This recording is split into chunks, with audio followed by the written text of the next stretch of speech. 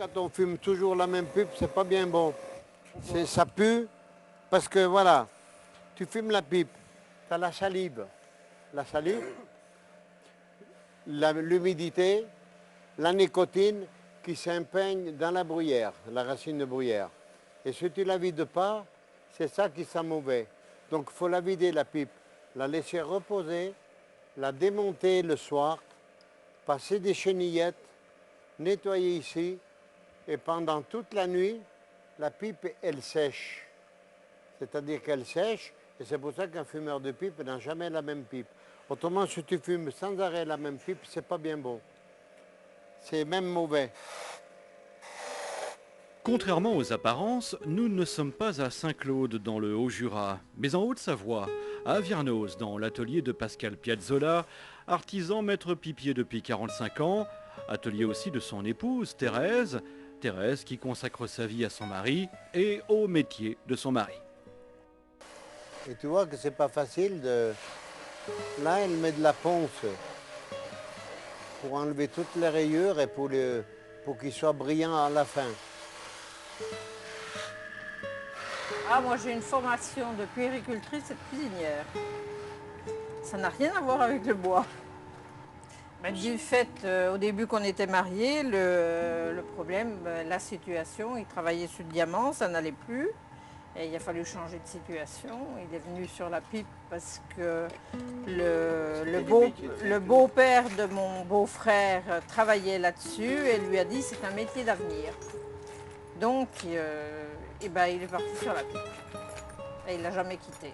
Il n'y avait que ça à Saint-Claude, hein. Il n'y avait pas d'autres métiers. Il y a eu beaucoup de travail, on a eu beaucoup de soucis, mais c'est un métier agréable hein, dans le fond. Et puis comme on va sur la route, disons que on connaît toute la France, on connaît toutes les régions de France. C'est super quoi, on s'enrichit. Hein. Et vous continuez à partir aujourd'hui? Bien sûr, bien sûr. Autrefois, il y a bien longtemps, les premiers fabricants de pipes utilisaient du sapin. C'était au tout début de la grande aventure des pipiers de Saint-Claude. Les pipiers qui se sont ensuite tournés vers la racine de bruyère, un bois à forte densité qui résiste particulièrement bien au feu. On trouve aujourd'hui quelques pipes réalisées en écume de mer, mais l'immense majorité est sculptée dans la racine de bruyère. Cette matière, on la trouve uniquement sur le bord des mers méditerranéennes. La Corse, la Tunisie, l'Algérie, le Maroc, l'Albanie, la Grèce, la Sardaigne, la Sicile, également un peu dans le Haut-Var et aussi en Italie, en Calabre, voilà. Une fois ramassée, la racine de bruyère est bouillie puis séchée pour éviter qu'elle ne se fende. À faire fumer des gens dans du naturel. Et il y en a qui mettent de la peinture et c'est pas bien bon. Moi j'ai fumé une pipe il n'y a pas bien longtemps d'une autre marque. Il y avait un genre de peinture goudron dedans. Parce que j'essaye comme ça et ça m'a donné une nausée, hein, Thérèse. La nausée. Quand on est maître pipier, il faut aussi avoir le sens de la communication. Récemment, Pascal Piazzolla a fait parvenir l'une de ses réalisations au président des États-Unis, Barack Obama. La Maison-Blanche n'a pas encore donné signe de vie, mais Pascal Piazzolla ne désespère pas de voir un jour sa pipe bien en évidence sur le bureau ovale, même si le président américain ne fume plus la pipe. Celle-ci, superbe modèle, partira dans quelques jours à Sète, où elle figurera en bonne place dans le musée Georges Brassens. J'ai eu beaucoup de gens qui m'ont fait beaucoup de mal à Saint-Claude. Et si aujourd'hui je suis sur le terrain, c'est par orgueil et par honneur. Tu comprends ce que je veux te dire? Oui. Ils m'ont toujours dit que le Piazzolla n'arrivera jamais à rien. Et ces gens-là, ils ont eu jusqu'à 100 ouvriers, ils ont fait faillite. Là, je polis la lentille. Ça s'appelle la lentille. Hein? Alors maintenant, on va passer au ponçage. Alors là, je vais enlever les rayures. Tu vois comme ça va changer.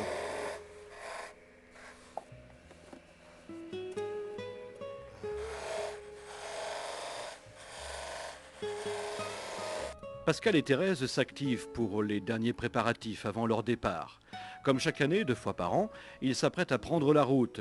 Car ce n'est pas tout de fabriquer des pipes, il faut aussi les vendre, même si ces dernières années, le marché a subi un très sérieux ralentissement.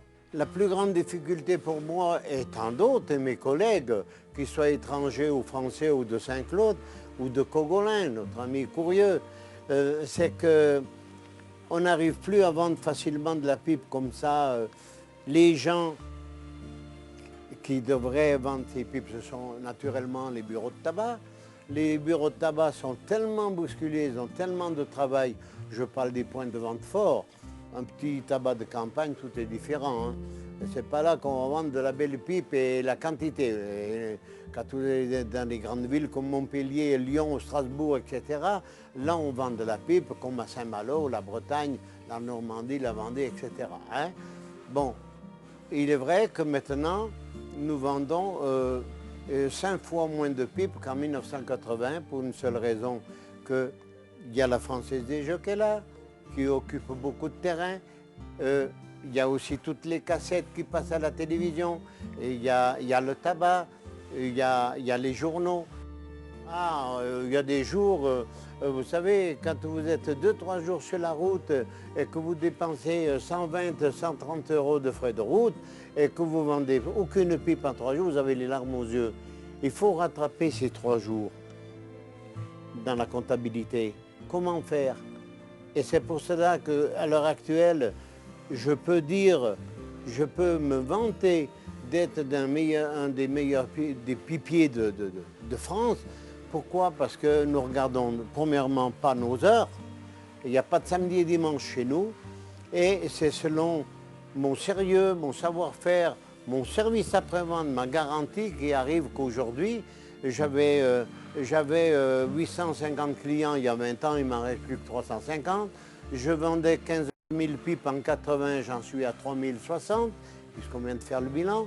Et j'ai la chance d'avoir des spécialistes qui me font confiance. Et même par téléphone, j'arrive à prendre des commandes que déjà difficiles, puisqu'une pipe, elle se touche, on la pèse, on la soulève, il y a l'élégance, il y a la grosseur, il y a le petit modèle, le gros modèle, ça dépend de la personne qui va fumer et ça dépend dans le département où on se trouve. Dans le Midi, on fume des pipes légères. Vous allez en Bretagne, il y a des professionnels qui font du bateau, ou il y a des pêcheurs d'ailleurs. On vend beaucoup plus de pipes et des pipes courbées, bien sûr. Fumer n'est pas dans l'air du temps et le tabac a bien mauvaise presse. Difficile dans ces conditions de perpétuer une vieille tradition, de pérenniser un savoir-faire. Mais Pascal Piazzolla n'est pas né de la dernière pluie et lorsqu'il s'agit de défendre son métier, sa vie, il ne manque pas d'arguments. Il y a des limites. Celui qui fume beaucoup, c'est pas bien bon. Celui qui boit beaucoup de vin, c'est pas bien bon non plus. Celui qui est toujours en excès de vitesse sur la route, c'est pas bon non plus. Il faut savoir se raisonner. Et ça, c'est très important. J'en reviens, j'ai quand même 69 ans, j'ai bourlingué toute ma vie dans toute la France à l'étranger. Il n'y a pas que la pipe qui tue, il y a tout le reste aussi, on n'en parle pas. Moi, j'essaye de manger au plus naturel possible. J'évite, et j'ose le dire, les grandes surfaces, les grandes distributions, j'évite. Nous mangeons avec Thérèse, mon épouse, naturellement, et on se sent très bien dans notre peau. Ceci étant, il n'est pas obligatoire de fumer lorsque l'on est propriétaire d'une pipe. On peut aussi collectionner ces objets qui accompagnent la vie des hommes depuis si longtemps. La collection personnelle de Pascal Piazzolla, collection ouverte au public, est particulièrement riche avec de superbes réalisations. J'ai encore beaucoup de projets dans ma tête que je pense réaliser selon la santé. La santé, c'est tout. J'espère être en bonne santé. J'ai beaucoup de projets dans ma tête pour 2010. Je vais faire beaucoup de nouveautés que je vais faire paraître sur Internet et je pense que je vais peut-être mieux gagner ma vie en faisant des pièces spéciales et toucher, il existe en France 1500 fumeurs passionnés. Et je vais essayer de toucher ces gens-là parce que je n'ai pas peur pour la suite s'il arrive un problème. Voilà, tout est là. C'est la dernière passe. Je passe un coup de cire, comme ça. De la cire de carnauba. C'est quoi le carnauba? La cire d'abeille D'accord. qui est fondue. Alors tu vas voir comment elle va changer la pipe.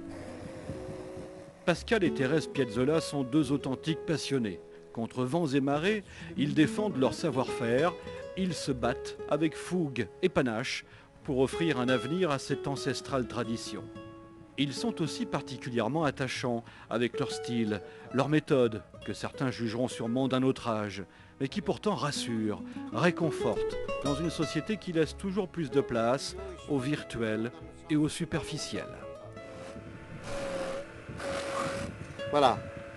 Si tu trouves une bosse, je te la donne. Mais je suis sûr de moi, il n'y aura pas de bosse. Il y en a une là. Non, mais touche au toucher. C'est agréable. Regarde si c'est agréable.